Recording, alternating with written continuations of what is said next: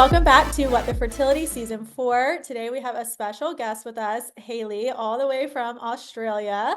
Hayley responded to one of our Instagram stories where we had asked for listeners to share their experiences with infertility and pituitary adenomas. It's quite the mouthful, so excited to not only learn more about this condition, but to hear how Hayley navigated this diagnosis. Hayley is now a beautiful mama to her 18-month-old daughter. Welcome, Hayley. We are so excited to have you on today and learn more about your story. Thank you for having me. I'm really excited to chat about it. Isn't it crazy how small the world is? Like we were chatting before I hit record of like a friend of a friend sent you Yeah. our story. And it's something I had not. We are 4 years into this and I'm about 6 years into my own experience and pituitary adenomas. Like that sounds like a mouthful. Like what is it? And so for you, I'm sure that was not the very first thing that came across your plate when you were trying to grow your family. So for listeners, if you want to just kind of share a little bit about yourself and when infertility became a part of your story. Yeah, of course. Well, I'm 33 years old now, but at the time when all of this started, it was in 2017. So I'm not good at quick maths, but anyway, however old I was at that time, I'd been on the pill for almost 11 years. And I wanted to go off it because my partner and I had spoken about children. We were looking at like we were about to get married, and we knew that after our wedding, we'll hope to start trying for a baby. So I went off the pill, but my period never came back. So over time, I went to naturopaths, I did acupuncture, like I did all of those holistic things to try and get my period back. At the time, I was also exercising a lot. So my doctor told me maybe I need to ease up on that. And that's why my cycle hadn't returned. And eventually I went to a specialist gynecologist who sent me for a brain scan, which I thought was absolutely wild because why would I be needing a brain scan when it's my period is the issue? Anyway, I went along to the scan not really knowing what to expect. And a day afterwards, she called me to tell me that I have this pituitary adenoma, which, like you said, you never hear of it. Like I hadn't heard of it until she told me. It turns out it's actually super common. I think it's 1 in 4 people has one. Some people don't even know that it's there. But yeah, so When we it's not. posted, we ended up getting flooded with DMs of people saying, I had this, my friend had this, my sister. I'm like, what? Yeah. It's actually so common, and they can be also different as well. So mine was not active, so they can be hormone secreting, so they can send different hormones through your body or throw all your levels out of whack. But during all of my hormone testing, all of my hormone levels were normal. So mine was literally just the size of it pushing on something that was causing my body to not have its monthly cycle, whereas other people can have like I've heard of women having their breasts produce milk when they're not even pregnant because of the hormones being secreted from the adenoma. When I was looking up symptoms, that's what it said, like not like lactation, but just the secretion of milk and like you're not pregnant. Okay, wait, Yeah, so amazing GYN that was like, let's do a brain scan. So did absolutely. you, from after you got off the birth control, you never got your cycle back or did it start? Oh, Not at all. I had absolutely nothing, so nothing when at you all. were on the pill, it was very like synthetic or like artificial that was just kind of making you feel. Yeah. Yeah. And I've learned obviously so much now. There's so much information about the pill and what it does to our body and how that cycle is fake or imitation, basically. But at the time, I just thought I was having a period. So when I went off it, I was like, well, I've been having a monthly bleed all this time. Why am I not having that now? Right, right. Okay, so you get this diagnosis that you have like, I mean, ultimately it's a tumor, right? Yeah. Yeah. So non-cancerous brain tumor is how it was explained to me by yeah. Oh my God. So you're like, I'm just trying to have a baby, and now all of a sudden you have a Yeah. non-cancerous brain tumor. Yeah. What do you do? Okay, so after that, she basically sent me back to my GP because she's like, this is out of what I do now. So you'll need to be referred on to other people. I was sent to an endocrinologist. Is that the right word? Yeah, yeah. And yeah, so, but basically all they do is give you the right kind of medication or drugs to either there is depending on what your adenoma is they can shrink it or they can adjust the hormones that it's secreting into your body, but because mine was not active, it was just sitting there was nothing that they could really do for me, so they then referred me on to a brain surgeon, which was at a time when you're like, I just want to have a baby, but now I've got to have brain surgery. So essentially in my case I had to have it removed. So a lot of people don't have to do that, they can just be given certain drugs or medication to manage it, but I had to have mine removed because there was no other way of managing it. Which is wild because when you first share that, like, you get this diagnosis, but it's not really secreting hormones, you're not having these symptoms other than infertility, it seems like that's what you Yeah. would prefer. But then you're like, okay, Yeah. well, here's how we can treat it. We have to literally surgically remove it. We can't. Yeah. Oh my God. So you had brain surgery. Yeah, so actually the endocrinologist was really not wanting to refer me on to the brain surgeon. They're like, why don't we just wait and see what happens? But we were like, no, we want to start a family soon. We've already waited all this time. Like this process at this point was maybe like close to 2 years from Oh, wow. initially going through doctors, finding out I had the adenoma, getting the referral to the brain surgeon. So we were like, we just don't want to wait. And what's the harm in me going and talking to this surgeon and they can tell me if they think it's a bad idea. So we got that referral and we went to see the brain surgeon and he was like, yeah, it makes sense to remove it if you want to have a family. Like we can leave it there because you're not having any side effects, but if you want a family, it needs to come out. So yeah, I Yeah. did have brain surgery, but this is the thing that I find the most insane about having this removed is actually pulled out through my nose. What? I'm Yeah. like destroying my mouth for listeners. It's just like on the floor. What? So they didn't like open Yeah, your so skull. It was more like, no, none of my skull, because people were saying like, oh, where did they shave your hair? Or like, how did they get to it? But no, it's like a brain surgery through my nose that they pull well, how this thing cool. I out. mean, that's odd, but like at the same time, like if you had, then when they told you that, you're probably like more on board with getting it done. Absolutely. And amazing that our medical system can do something like that. Yeah. Yeah. Because if you Yeah. Google it, because I was trying to like educate myself here, I mean, it basically sits on your pituitary gland, which is, I mean, what is, I don't know, you know more than I I do, think but it's somewhere in the base at the back. yeah, that's what I saw on the diagram. So that would make sense that it could come out of your nose. Okay, so wait, Yeah. tell me all about this. You guys were like, we're doing it. We're gonna get Yeah. it done. How long was the surgery? Was there a recovery period? Did you feel Yeah. different? So I think the surgery was maybe like 3 or 4 hours. I could be wrong. This feels like forever ago now. I had the surgery in 2020. So this is, Okay.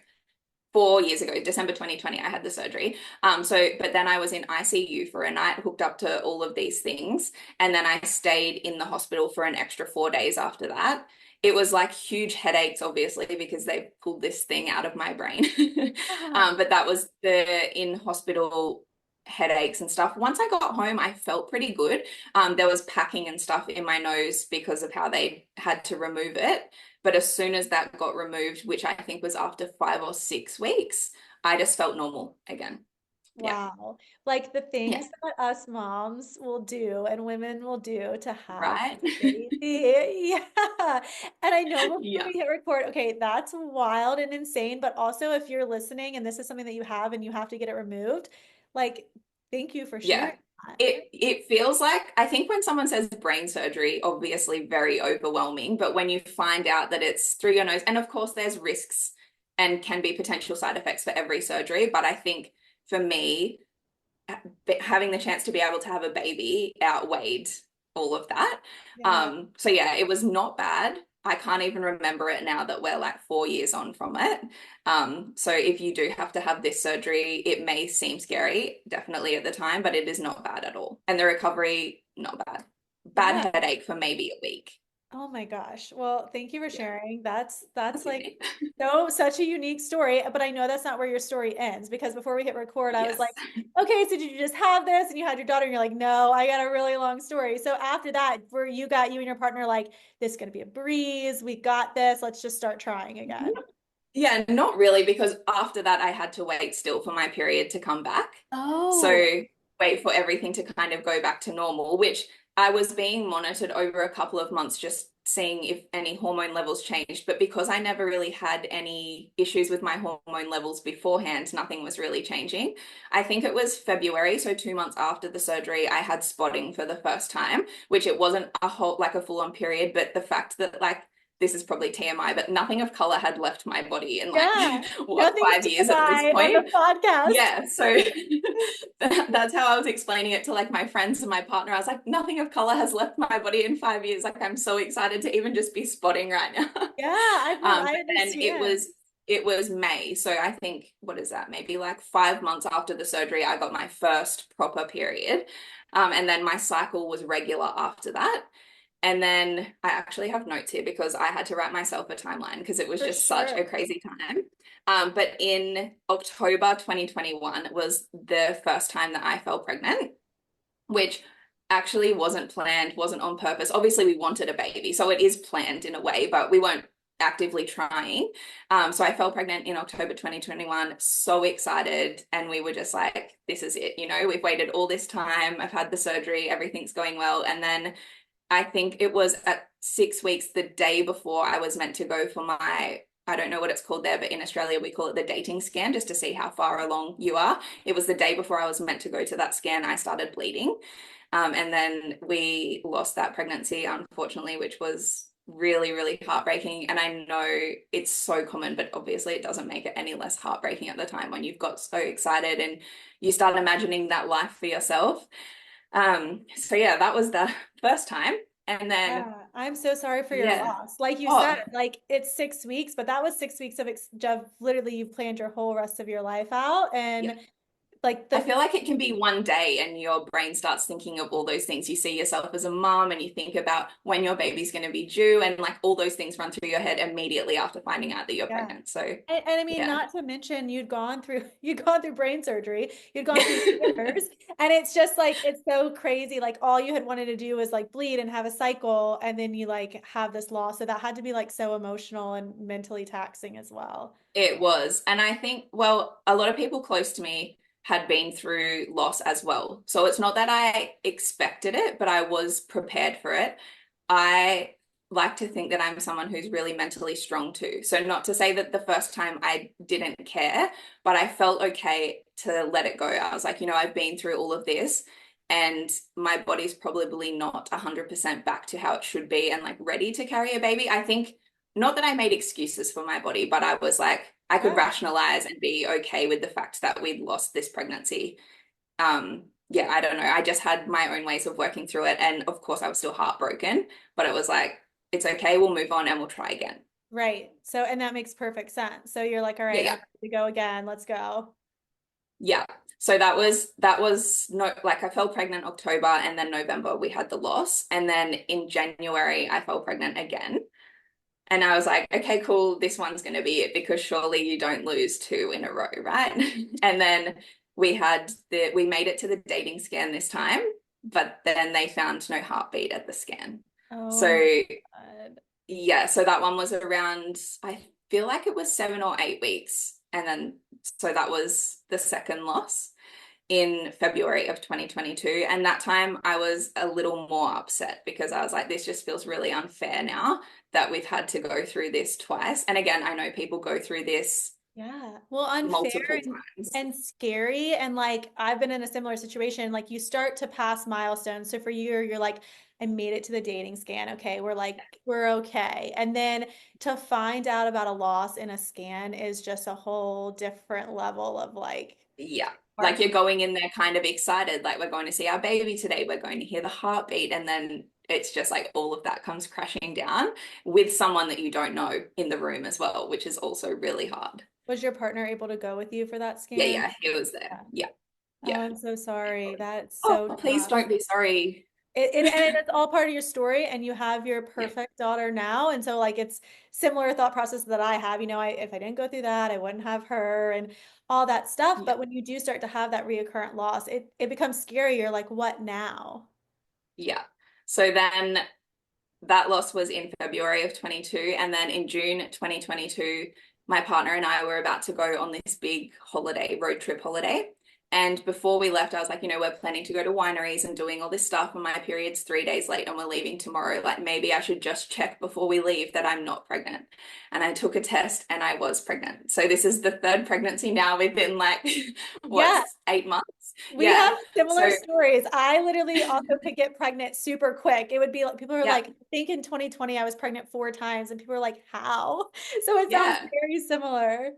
And I would always have people saying to me, like, when we finally did get our daughter, did you do anything differently? Or like, how? And I'm like, it was always the same. I never had trouble falling pregnant. It was just the keeping the Keeping them. pregnancy. Yeah. Yeah. So anyway, I found out I was pregnant in June of 22. And I was like, this is good because we're going on this holiday. And I think the trip was 3 weeks. So I was like, this is a good distraction now. I'll be at the time of the dating scan when we get home. So I'll be like distracted, having a good time, won't be stressing the entire time. So that was great. We went on the holiday, came home, had the dating scan, heartbeat, everything was great.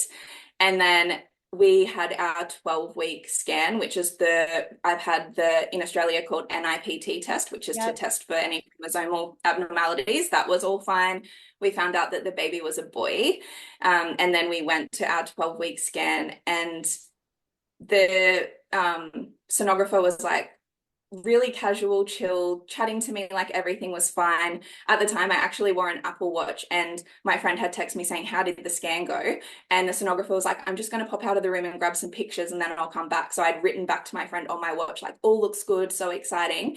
And then she comes back into the room and was like, "Look, everything looks good, but your baby actually has a hole in his stomach and all of his internal organs are on the outside." I'm like, how can Wow. this be happening to us? Like, we're getting all of these, I don't know, like, why is this happening to And they're us? Anyway, she's different. like, Yeah, like they're different yes, losses, and that's so yeah, hard to understand. yeah, something just so random as well. And she's like, there's always a chance. Like, I know someone whose little boy had this and he was fine and he just had a surgery when he was born to tuck everything back in. And anyway, we got referred on to specialists that we went to visit about this. And they actually advised us that our baby was probably having like a 5% chance of survival when he was born. And at that specialist appointment, they also found heart abnormalities. So it was medically advised to us that we should terminate that pregnancy, and that was at 14 weeks. Oh my So gosh. that one Like was, after all of the loss you had already had, yeah. oh my gosh, I'm so So sorry. that one was extra hard. And I think not that the first two were easy, but I kind of was like, this happens, normal kind of miscarriage situations. This one was like super hard for me, mostly because it felt like, even though we were advised medically that we should terminate it, if they made it feel like it was our choice. So Mhm. that just felt so hard. And that was really hard for me to deal with. Over time, it got easier, but at the time, I really, really struggled to get through that. Um, but yeah, that was just insane to me that after the two losses that happened, I'm like, three times now. Why is And this did do happening to they, us? so in Australia, I guess, were you with your OB for all three pregnancies, or had you ever gone to like a reproductive endocrinologist? It was No, so at that point, we'd never really gotten to the point that my everyday GP had referred us on for pregnancy care, because oh, the pregnancies had never really made it to that point. So it's like, in Australia, I don't know how it works in the US, but it's like you go to your normal doctor, and then once the pregnancy gets to sort of that 12-week point where you've had the big scan and everything's looking okay, and then they would then refer you on. I know some other people, it's very different, like if they're with a specialist from the very beginning, but in our situation, that was where it was at. So yeah, we didn't have a you didn't specialist really, gyno yeah, at you that didn't time. have like a special OBGYN to like really guide you or give you like probably Yeah, like obstetric advice.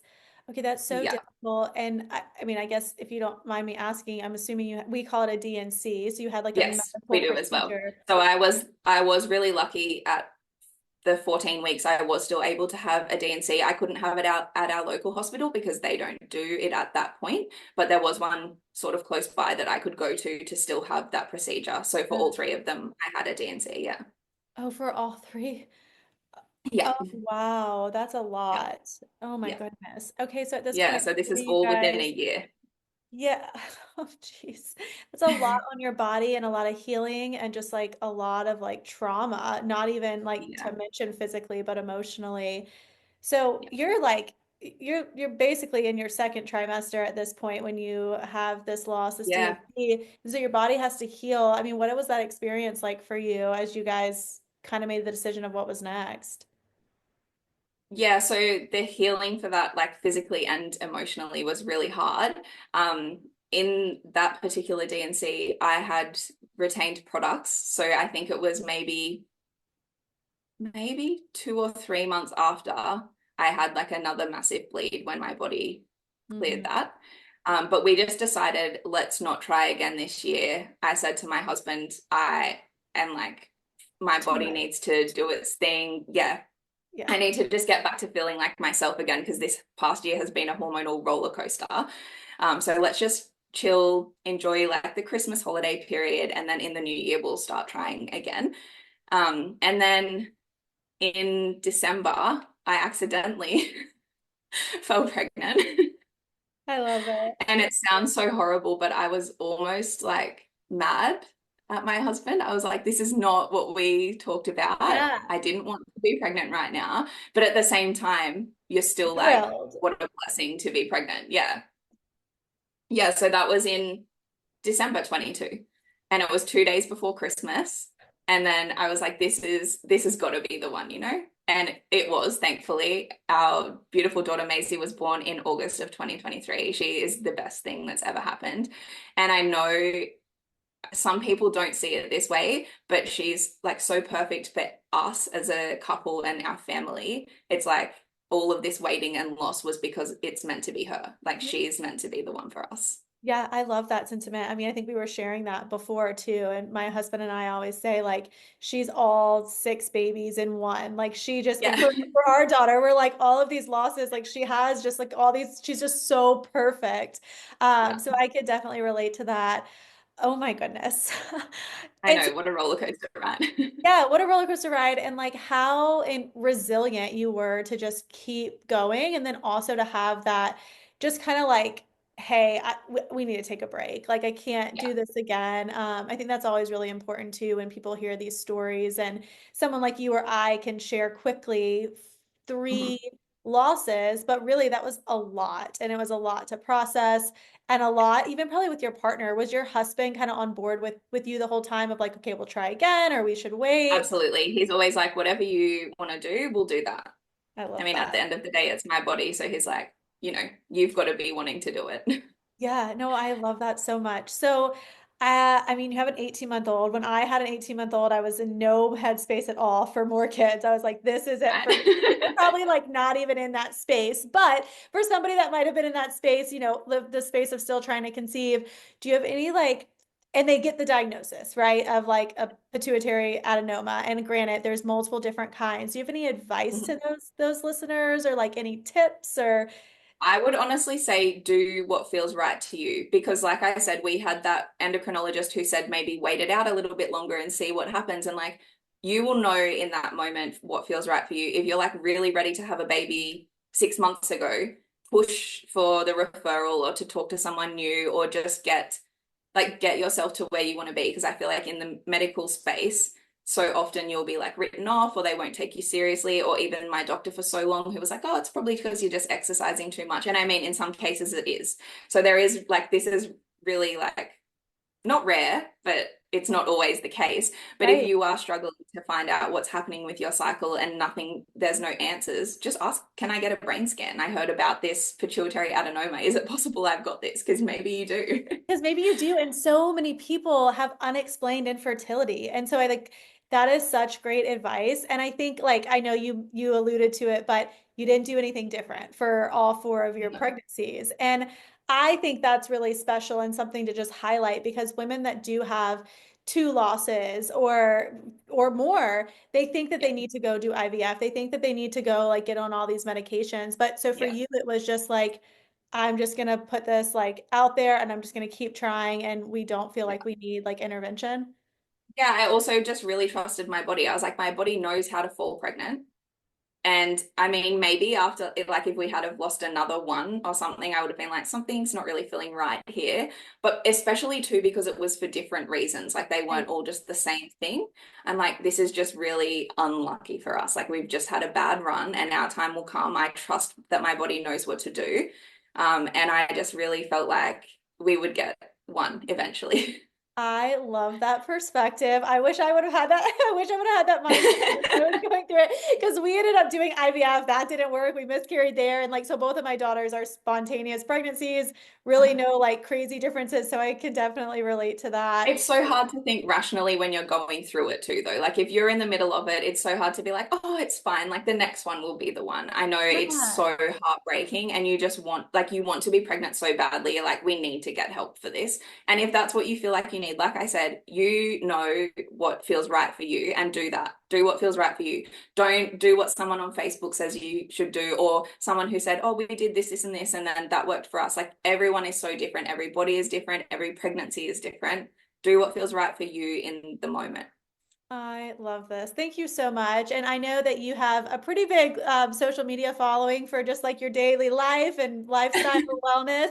Can people reach out to you on there? And if so, do you mind sharing your Instagram?